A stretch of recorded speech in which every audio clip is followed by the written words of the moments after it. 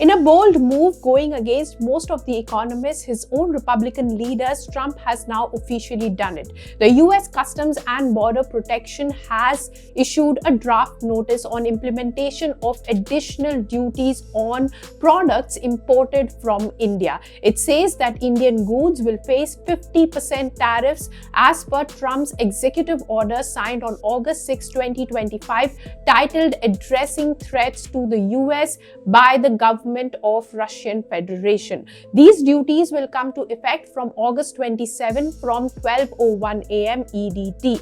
But India is not backing down. PM Modi has remained firm that India will not give in to US demands. He said this in his latest speech. Listen in. किसान हो, पशुपालक हो, हर किसी के लिए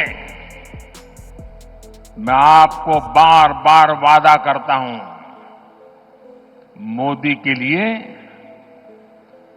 आपके हित सर्वोपरि है। मेरी सरकार लघु उद्यमियों का, किसानों का, पशुपालकों का कभी भी अहित नहीं होने देंगी। हमें जीवन के अंदर एक मंत्र बनाना है।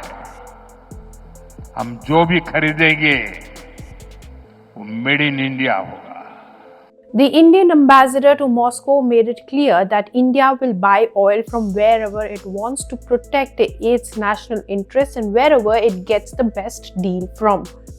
India has maintained its strong ties with Russia despite the threats, with S. Jaishankar's recent visit to the country where he slammed the hypocrisy of the Western sanctions. Trump has cited India's trade relations with Russia as the reason for these tariffs. His Vice President J.D. Vance says that it is to stop the war in Ukraine. This itself shows the hypocrisy of the sanctions because EU is the largest buyer of natural gas from Russia and US-Russia trade has only grown since Trump has taken office as per Putin. And if India is fueling the Russian war machine with oil trade, what's Trump doing when he provides weapons and arms to Ukraine and Israel for that matter? But what will be the impact of tariffs on the Indian economy?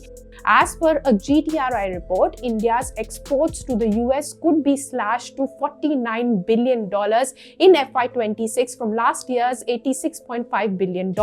This could cause India's GDP growth to go from projected 6.5% to 5.6% as per this report. This is a significant trade loss and economic loss, but items like steel, copper, aluminium and auto are exempted from these tariffs.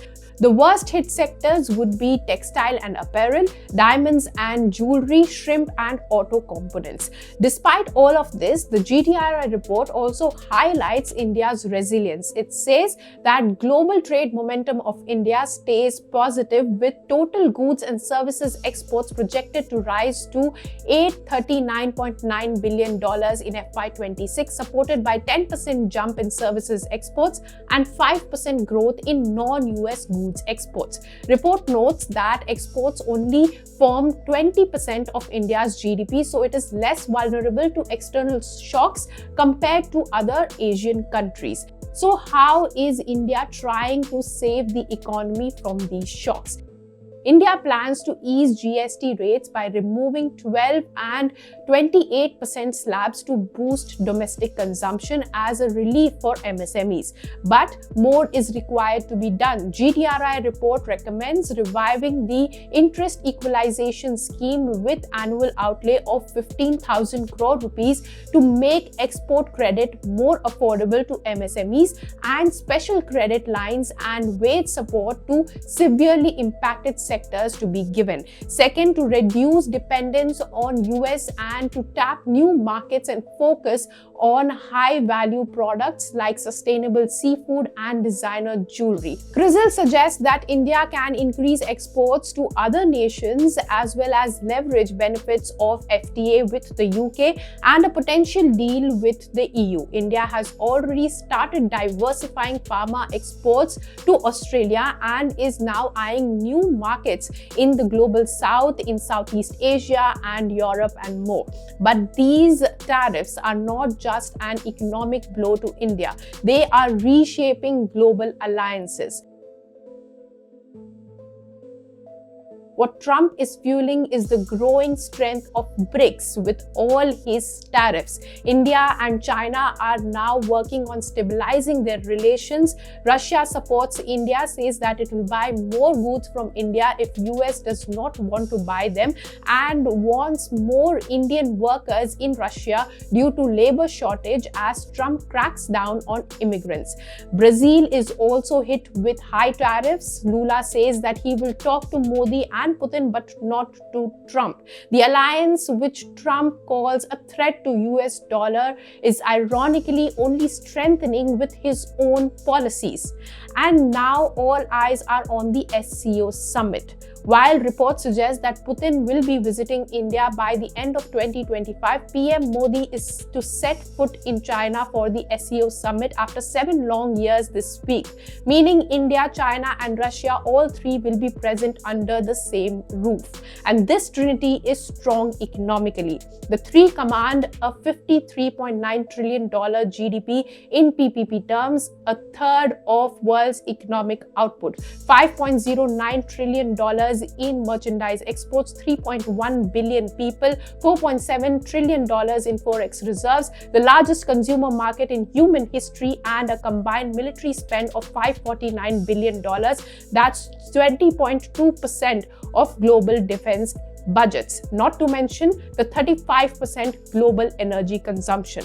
So this SCO summit will be closely watched, because even as the three have the same concerns with Trump as of now, India and China have long-standing issues that cannot be resolved in a day.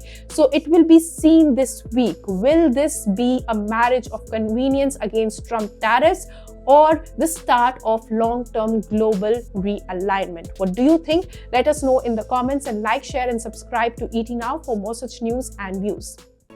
If you like this video, then like, share and subscribe to ET Now.